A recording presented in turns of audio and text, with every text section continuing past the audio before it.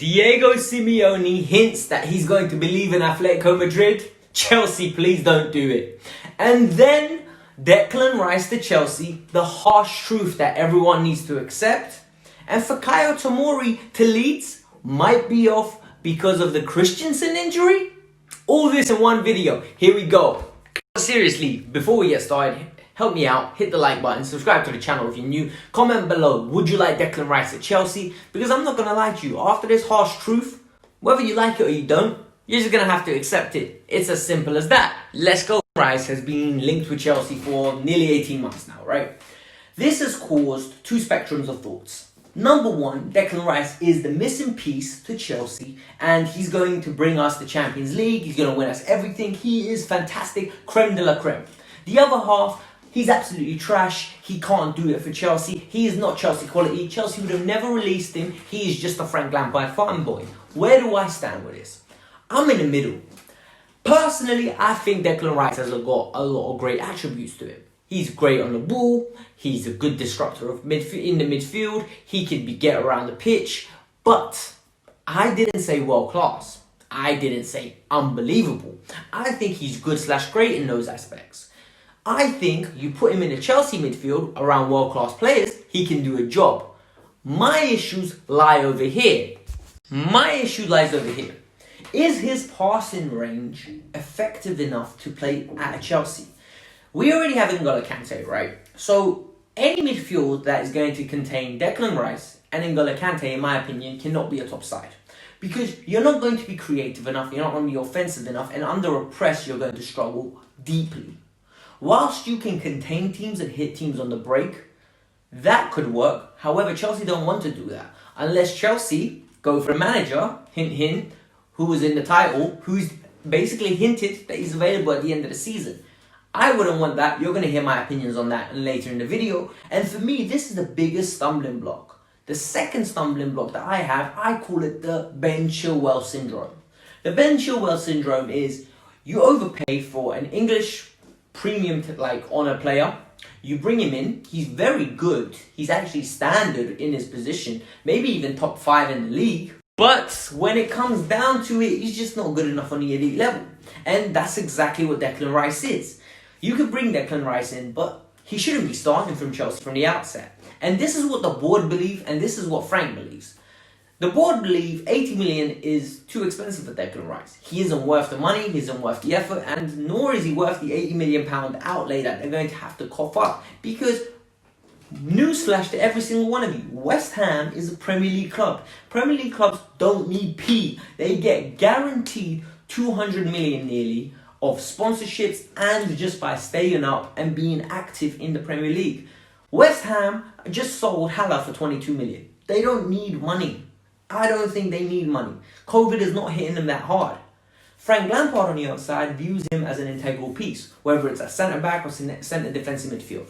The harsh truth is, if the club opts to keep Frank Lampard, Declan Rice is going to happen sooner. So, realistically speaking, I played with all of you. This is simple. If we sign Declan Rice, get behind the guy. Give him an opportunity. Let him thrive. Let him shine. Give the same opportunity you've given Ben Chilwell. I gave Ben Chilwell a chance. He went through a purple patch. He performed decent, but I got proven right. But at the end of the day, I'm still backing Ben Chilwell, and I will back every Chelsea player once they go into the pitch. So you back them, you love them. For that 90 minutes, you cheer for them. But you are always allowed to be constructively criticizing these players. And I think that is a good objective way to look at it.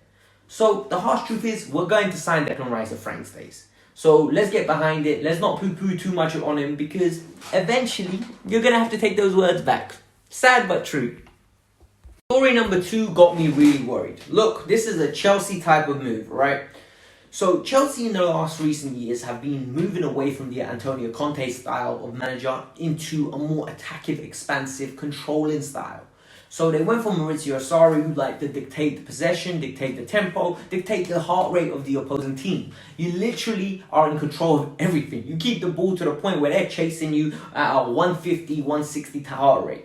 Then you have Frank Lampard who comes in, likes to dictate the ball a little bit, get it to wide, cross it in, get in press, literally all the time press. So these styles are a little bit more attractive.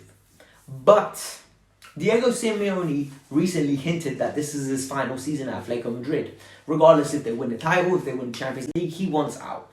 It's got basically to the point where he feels like he's accomplished everything he could.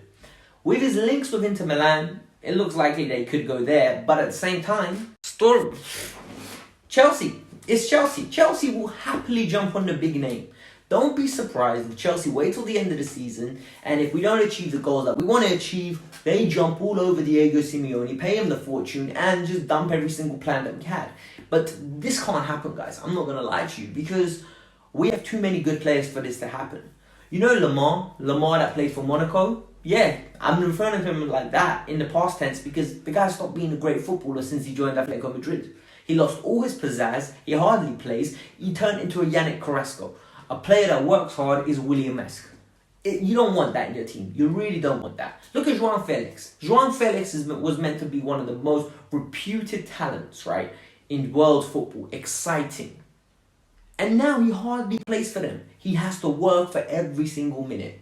Hudson-Odoi doesn't play much under Frank, won't play at all under Simeone. Pulisic, you'll hardly see him. Trust. The final story is the Fikayo Tomori one. So I brought it to you guys yesterday that Leeds were really interested in Fikayo Tomori.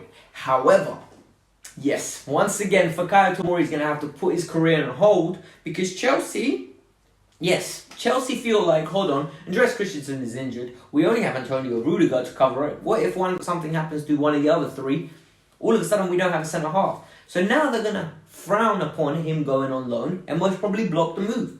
Once again, I think the club is being selfish here. I think Fikayo Tomori needs to push for a way out of this club. Fikayo Tomori is way too good to be sitting on a bench and waiting for Chelsea to give him an opportunity because the opportunity is not coming. He's had an opportunity and Frank threw it in the bin. Like, it got to the point where he played so well where I thought he was going to be our number one centre-half. But it got dashed in the bin. Literally scrunched up and dashed to the bin. I don't know why. I don't understand. But Frank Lampard does not rate him as highly. It's harsh. I'm not going to lie to you. I think the player has been a loyal servant to the club. And this loyal servant is getting disrespected over and over again. By the way, apologies about the hat. I'm not going to lie. My trim is looking mad. I can't wait till my barber's back. I need a haircut ASAP. But yeah, it looks like Flick's going to be locked up again at Chelsea. Like, he's not going to get an opportunity. Free Fikayo Tomori on a level. He needs to go and play. I feel so sorry for the kid at this moment in time. But all in all, that was the news for you guys. I hope you guys enjoyed it. Yeah, so hit the like button, subscribe to the channel. We're going to bring you guys the preview for the Morecambe game on Friday on the Kavkas View. So make sure you stay tuned for that. Chelsea versus Morecambe, third round of the FA Cup.